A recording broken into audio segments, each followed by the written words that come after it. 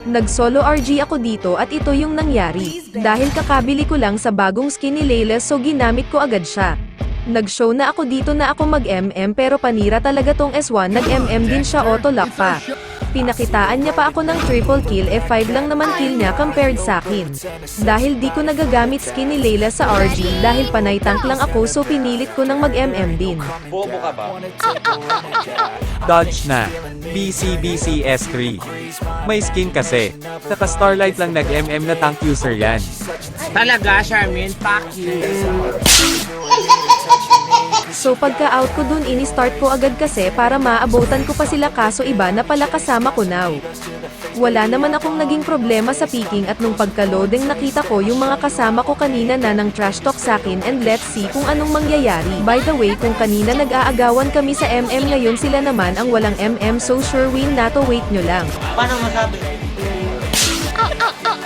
Dito dahil ayaw talaga iwan ni Johnson tower niya so na first blood ko siya dito. Ang galing! Dahil apat sila na nag-mage build so need ko ng Athena kasi alam ko ako tatargetin nila. Now this is my side. Listen, look, and listen, and learn. Nagpasama na pala siya dito kay Aling Maliit abay kayo dalawa papatulugan ko mamaya wait nyo lang.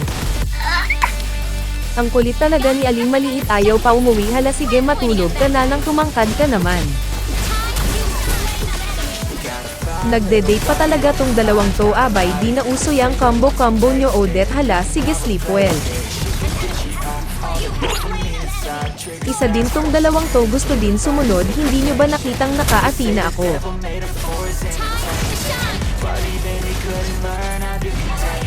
Sige takbo nana dahil uubusin ko talaga kayo.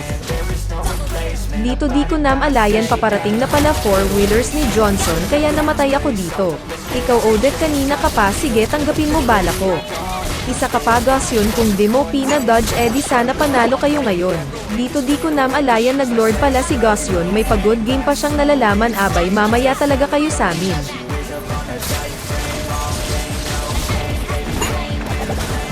Nag-lord na kami dito para matapos na.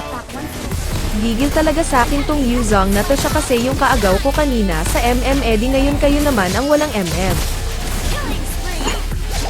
Sige takbo Johnson dahil matitikman mo talaga kung paano maghiganti si Manang Layla na maganda. Kapal na mukha mo! Ngayon kainin nyo damage ng skin ni Layla Gasyon.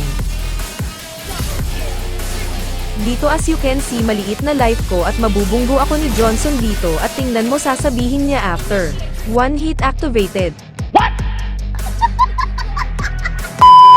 One hit baka mo, bakit parang ikaw yung na one hit hahaha.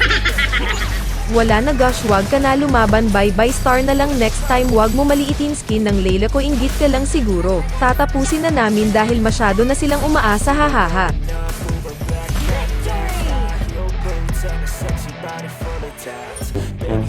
Salamat kayo wala kami MM.